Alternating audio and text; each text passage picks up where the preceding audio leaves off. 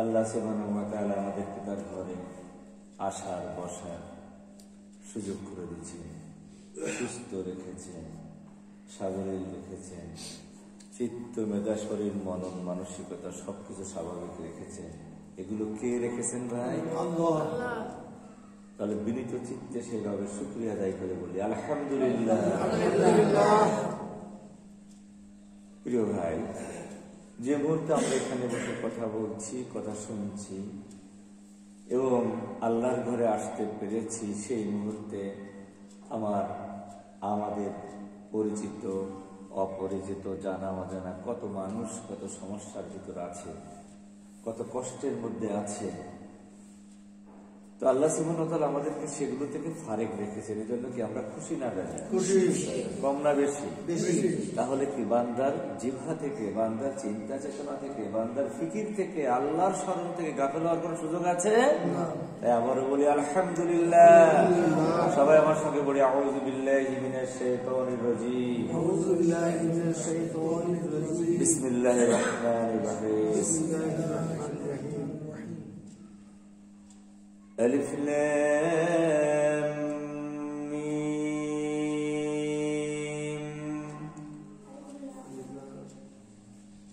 ذلك الكتاب لا ريب فيه هدى للمتقين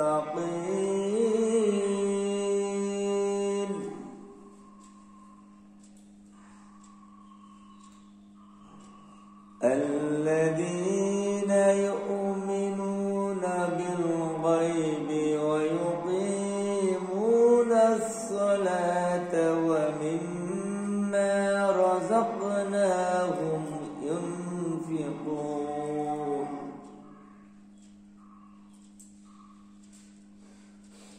صدق الله العظيم وقال النبي صلى الله عليه وسلم خير الكلام كتاب الله وخير الهدي هدي محمد رسول الله صلى الله عليه وسلم আলহামদুলিল্লাহ। আমরা আমাদের জন্মের পর থেকে শুরু করে না আজ পর্যন্ত দিন মাস বছর ক্ষণ পেরিয়ে যুগের সান্নিধ্যে কেউ হায়াতের একটা প্রান্তে অবস্থান করতেছে, কিন্তু আমরা আমাদের ফিকির মানে কি ভাই? চিন্তা। ফিকির মানে কি? চিন্তা। আর জিকির মানে কি? মুখে বলা, জবানে উচ্চারণ করা। ফিকির চিন্তা, জিকির উচ্চারণ করা, বলা, মুখ দিয়ে বলা, আর আমাল কাজে পরিণত করা। তাহলে ইমানের অংশ কয়টা হলো? চিন্তা ঠিক করা, জবানকে ঠিক করা, আর কাজে পরিণত করা। ঠিক আছে? খুব সংক্ষেপে বললাম। আল্লাহ সুবহানাহু ওয়া তাআলা আমাদেরকে একটা বিধান দিলেন। সূরাতুল ফাতিহা আমরা সবাই জানি, তাই না? সূরাতুল ফাতিহা জানি না? এটা কোরআনের কোন নাম্বার সূরা? 1 নম্বর সূরা। এই সূরাটার নাম কি? সূরাতুল ফাতিহা। কেন? মুখবন্ধ, প্রারম্ভিকা, ইন্ট্রোডাকশন, সূচনা কোরআনের, তাই না? আল্লাহ সুবহানাহু ওয়া তাআলা বলছেন এই সূরাটা হলো পুরা কোরআনের নির্যাস, উম্মুল কোরআন, পুরা কোরআনের মা। তার মানে এই সূরাটাকে যদি আপনি টেনে লম্বা করেন, পুরা কোরআনের 113টা সূরা হয়ে যাবে। আবার যদি এই সূরাটাকে সেন্ট্রালাইজ করেন, চেপে ছোট করে ফেলেন, তাহলে 113টা সূরা ওর মধ্যে ঢুকে যাবে। এরপরে যে সূরাটা নাযিল করেছেন সেই সূরাটার নাম কি? সূরাতুল বাকারা।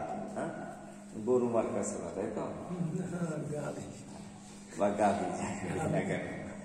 এই সূরাটা আল্লাহ সুবহানাহু ওয়া তাআলা আমাদেরকে দিলেন, ডেলিগেট করলেন কাদের জন্য? এই গরুর নাম দিয়ে সূরাটা কাদের জন্য? আমাদের জন্য। এটাই 2য় নাম্বার সূরা। সূরা ফাতিহায় কিন্তু আল্লাহ যালিকাল কিতাব লা রাইবা ফিহি এমন কথা বলেন না। এই তাহলে সূরা ফাতিহা সম্পর্কে ওটা মুখবন্ধে কেউ কখনো কিছু বলে না, তাই না? ওটা কি বলে? মুখবন্ধ বলে। এই বই যখন আপনারা কোনো বই টই কেনেন বা পড়েন, এই বইটায় কোন প্রসঙ্গে লিখলাম, আমার উদ্দেশ্য কি, পরিণতি কি, এরকম একটা 3-4টে কথার মধ্যে দিয়ে এটা দিয়ে দেয়। আল্লাহ সুবহানাহু ওয়া তাআলা মাত্র ছোট্ট 7টা বাক্যের মাধ্যমে পুরা কোরআনকে ঢুকিয়ে দিয়েছেন। বলি সুবহানাল্লাহ, আবার বলি সুবহানাল্লাহ। পৃথিবীর মানুষ তুমি কি পারো বলছো? আমরা একটা অনেক সময় দেখি অনেক কবিতা লেখে, সেটাকে ইয়ে করি, কিন্তু আল্লাহর এই সাহিত্য বা কোরআন, আল্লাহর এই কালাম এত মহিমান্বিত, এত মানে বিন্দুর ভিতর সিন্ধুর গভীরতা, যে মানুষ কিয়ামত পর্যন্ত চিন্তা করেও তার কুল কিনারা পাবে না। সুবহানাল্লাহ। আল্লাহ ভাষা এরকম। আল্লাহ কি বলছেন? যদি পৃথিবীর সকল গাছ কলম হয়, সকল পানি যদি কালি হয়, আর এই গাছ দিয়ে, গাছ রূপ কলম দিয়ে পানি লিখলেও শেষ হবে না, তাহলে কোরআনের কোন কথার কি শেষ আছে? শেষ করা যাবে? যুগের পর যুগ চলবে, কোরআন সবসময় মডার্ন। কোরআন সবসময় কি আধুনিক। আলহামদুলিল্লাহ, সেই কোরআন আমাদেরকে, আমাদের জন্য আল্লাহ ডেলিগেট করেছে। কাদের জন্য? আমাদের জন্য। তাহলে কোরআনের উপযোগ্য বিষয় কারা? আমরা। আমরা মানে কি? উম্মতে মুহাম্মদ। উম্মতে মুহাম্মদ এই জন্য কি সম্মানিত না অসম্মানিত? কত সম্মানিত! অন্য নবীরা আফসোস করেছেন যে মুহাম্মাদের যদি উম্মত হতে পারতাম আমাদের জীবন সার্থক। সুবহানাল্লাহ। কোন নবীর দোয়া কি আল্লাহ কবুল করেছে? এই নবী একজন নবীর দোয়া আল্লাহ কবুল করেছে। সেটা কে?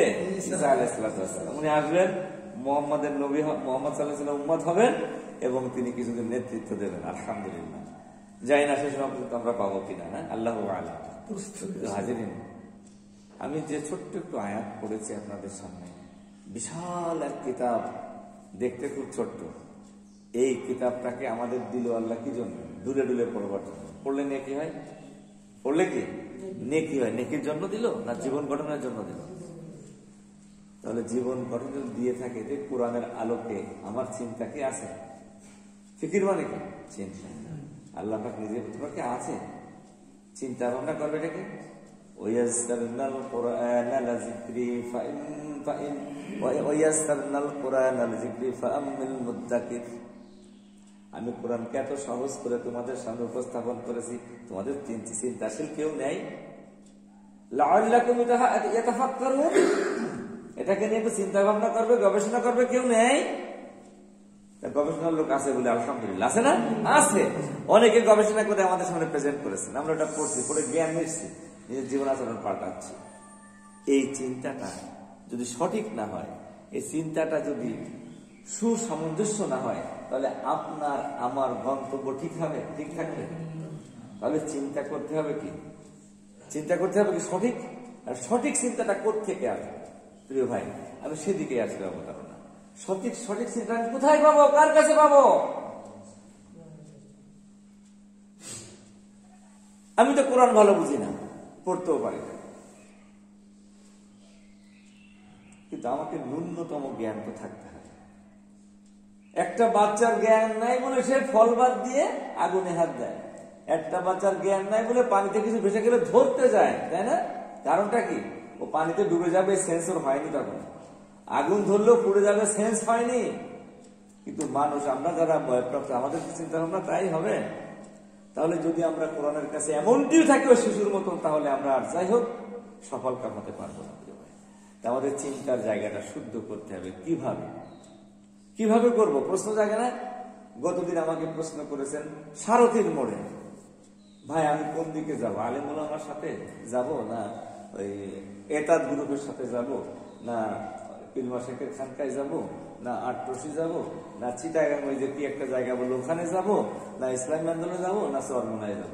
কি উত্তর দিবেন বললেন তো ভাই? আসলে কোথায় যাব ভাই? যাবো কোথায়? যাবেন কোথায় আপনি?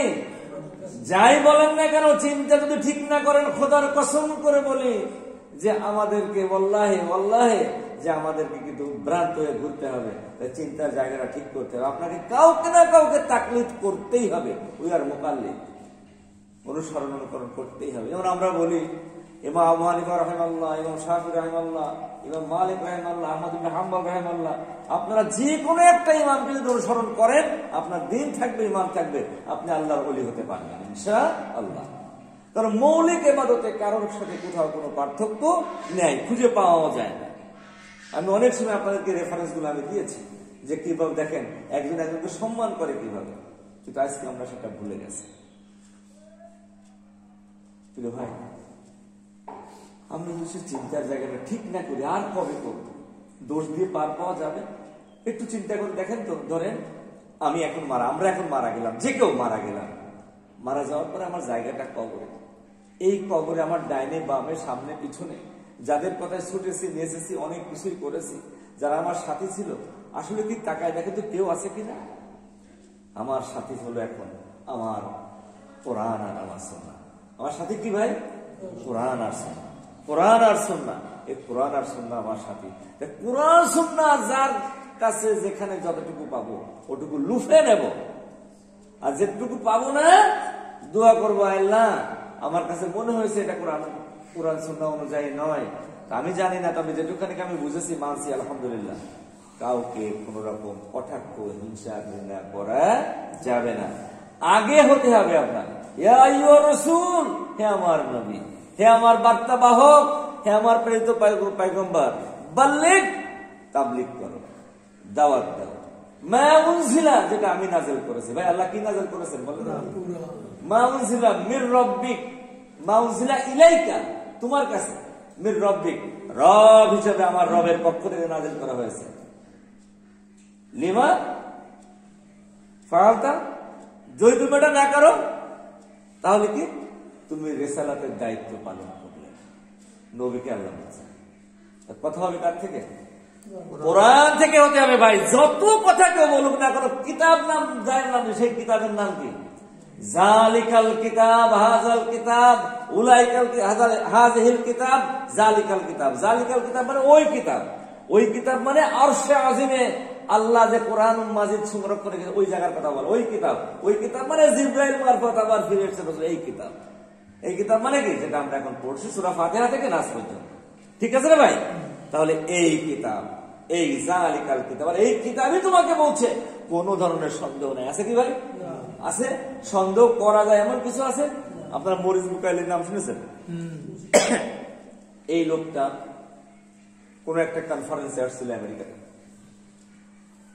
তা বললো, যখন আমেরিকার বিভিন্ন আলেম ওলামা শায়েখদেরকে শুনেছে এই কিতাবে কোনো সন্দেহ নেই, প্রশ্ন উনি বলছেন প্রশ্ন ওঠে, পৃথিবীতে যত বইতে যা আসছে কিছু না কিছু ভুল থাকবে। ওনার মাথায় খটকা লেগে গেল, দেশে ফিরে গেলেন। উনি মিডল ইস্টের ওনার যারা পরিচিত তাদের সঙ্গে যোগাযোগ করলেন এবং একজন ভালো শায়েখ আলেমকে বললেন, আমি সামার ভ্যাকেশনে আমি 4 মাস করে ছুটি পাই, 3 মাস 4 মাস ছুটি পাই, এই ছুটিটা আমি আপনাদের ওখানে কাটাবো, আমি এই ভাষাকে শিখতে চাই। এই কোরআনে কি ভুল আছে এটাকে আমার বাইর করতে হবে। কারণ কোরআন বলতে পৃথিবীর কেউ বলতে পারে না এটা নির্ভেজাল নির্ভুল কিতাব, কেউ কি বলতে পারে ভাই? এটা ডিক্লেয়ার দিচ্ছে, আবার বলছে ঐশী বাণী না, তো দেয়ার ইজ নো গড। প্রিয় ভাই, উনি ওই কয়েক সামার ভ্যাকেশনে 4-5 বছর ধরে পরে থেকে মিডল ইস্টে থেকে আরবি ভাষা শিখে কোরআনের ভুল ধরতে লেগে গেলেন। কোরআনের মালিক কে? কোরআন আসছে কার কাছ থেকে? কার প্রতি আসছে? সেই লোকটা কেমন? সেই লোকটা কেমন? পৃথিবীর শ্রেষ্ঠ মানুষ কিয়ামত পর্যন্ত। সেই লোকের যার পরে নাজিল হয়েছে, যে এনেছে, যার কাছ থেকে এসেছে, কোন জায়গায় কোনো সন্দেহ আছে নাকি রে ভাই? এটা আমরা বিশ্বাস করি, তাই তা উনার বিশ্বাস। উনি এবার স্টাডি শুরু করলেন। প্রিয় ভাই, স্টাডি শুরু করে আর দেখে আর মিলায়, ভাবেন প্রত্যেকটা মানে তার কাছে মিররের মতো, আয়নার মতো। নিজেকে যখন নিজে দেখতে লাগলো, নিজে ওই কোরআনের আয়নায়, বলে কোরআনের ভুল তো পায় না, নিজের ভুলগুলো সেই কোরআনের আয়নায় ভেটে উঠতেছে বলে একটা সময় তার গোষ্ঠী শুদ্ধা আল্লাহ পাক দিনের জন্য কবুল করেছেন। কোরআনের ভুল এমনি করে যারা খুঁজতে গেছে তারাই হিদায়াতের বাণী পেয়ে গেছে। আপনারা জানেন যে টুইন টাওয়ারে হামলা লাগার পরে সমগ্র বিশ্ব ইসলামিক টেরোরিজম, রিলিজিয়াস মুসলিম টেরোরিস্ট। মুসলমান হলো কি সন্ত্রাসী, আর ইসলাম হলো সন্ত্রাসের ধর্ম। এই না ভাই সারা বিশ্বে চালু হয়ে গেল। এবং জানেন না এটা এর জন্য কি অপপ্রচার ও প্রচার, জানেন তো? অপপ্রচার ও প্রচার। In the meantime European country, American কান্ট্রিতে আপনারা জানেন না, প্রায় প্রতিদিন এভারেজে 100, 150, 50, 60, 70 জন দলে দলে ঢুকতেছে ইসলাম। সেখানকার গির্জাগুলো আমার হিসাব মতো, আমাদের তথ্য আছে 1300 গির্জা এখন মসজিদে রূপান্তর হয়েছে।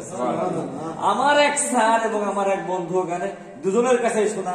স্যার এসে গল্প দিচ্ছিল যে আমি যেখানে জুম্মার নামাজ পড়লাম, তা ওদের যে গির্জার যে ইয়ে থাকে, ওই যে সামনে ওটাকে কি বলে, পাটাতনের মতন থাকে, ওখানে যে ইসা ইস্টে রাখে, এগুলো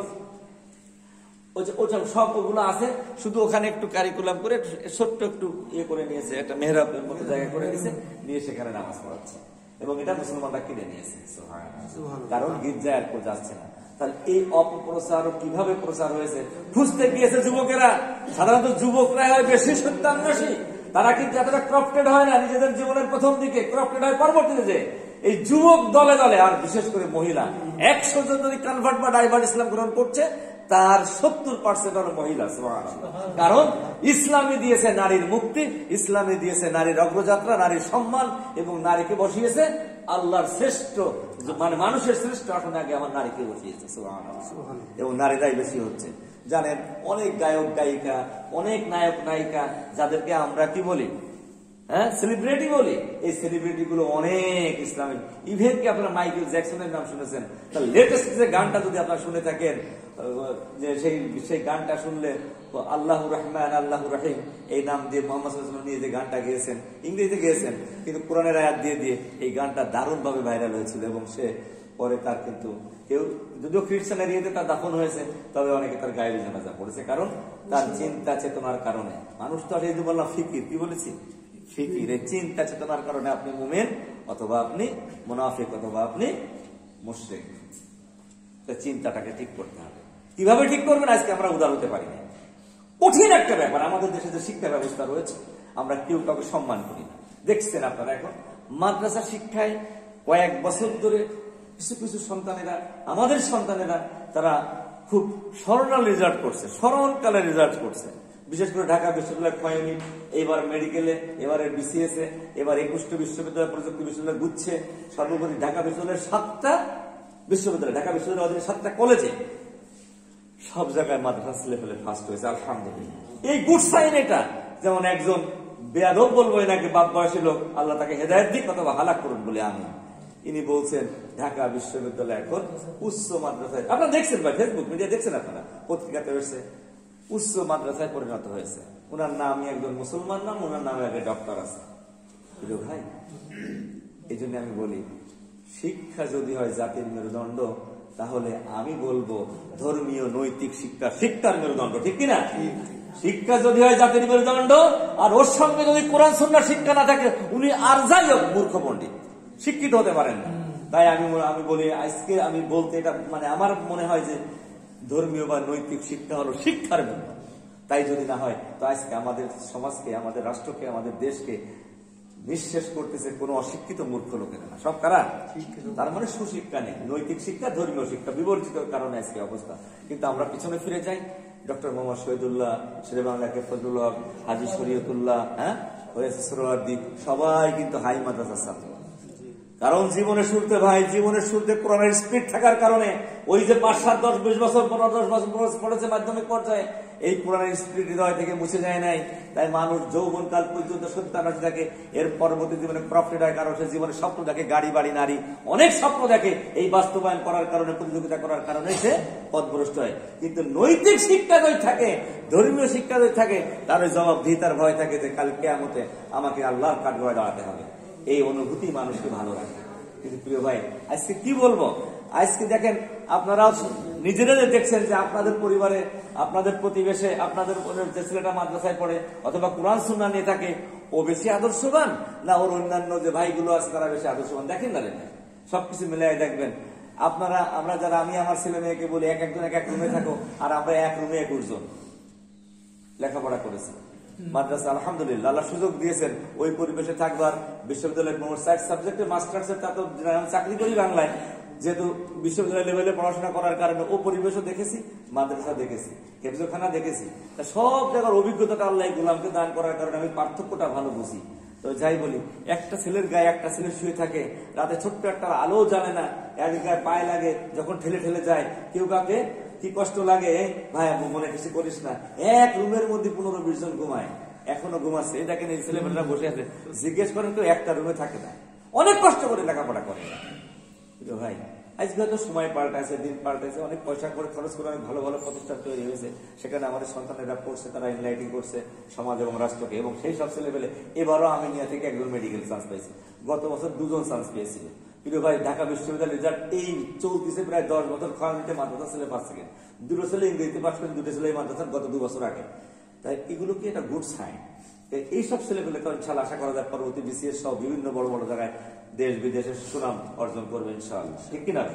কিন্তু আমরা এটা আমাদের ভালো লাগছে না। কারণ কি, রাম আর বামদের কখনো ভালো লাগে না। তাই ইবনে তাইমিয়ার কাছে জিজ্ঞাসা করা হয়েছিল যে সঠিক ইসলাম বুঝবো কিভাবে? সঠিক ইসলাম বুঝবো কিভাবে?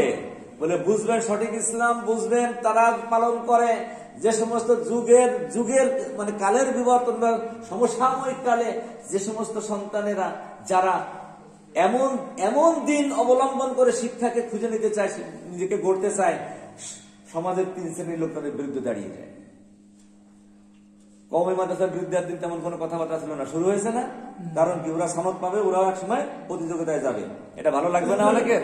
তাই সাধারণত কোরআন সুন্নাহকে যারা ভালোবাসে তারা একটা গ্রুপ, সমসাময়িক কালে যারা সমাজপতি থাকে তারা এদের চষবে, তুই সাবধান থাক, মসজিদে থাক, ওখানে দোয়া স্পট, ওখানে সবকিছু কি লাগবে বল, মসজিদ এসি ডিসি সব করে দেবো, তোদের টাকা পয়সা লাগবে সব দেবো, আমাকে জায়গায় ভাগ বসাইস না। কারণ বেটা তুই যদি এসপি হোস, ডিসি হোস, হ্যাঁ, তুই যদি হোস এলাকার নেতা, তো সমস্যা না?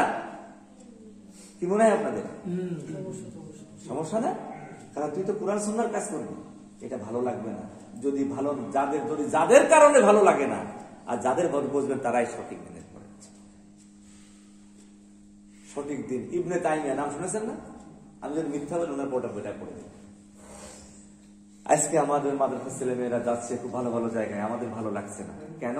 কারণ এরা তো নৈতিক শিক্ষায় শিক্ষিত, জাতিকে একসময় নেতৃত্ব দেবে, জাতির উচ্চ পর্যায়ে আসবে। এরা হবে সেই সচিবালয় থেকে শুরু করে রান্নাঘর পর্যন্ত, এরা যেতে পারবে না? সবাই ভালোবাসবে। এবং দেখবেন, যদি আপনারা যেখানে চাকরি করেন আছেন, যে নামাজ পড়ে, যে রোজা রাখে, যে দিনদারি মনে রাখে, তার আদর্শ এবং যারা এগুলো পালে না তার আদর্শ পাশাপাশি নিজেরা দাঁড় করিয়ে দেখবেন।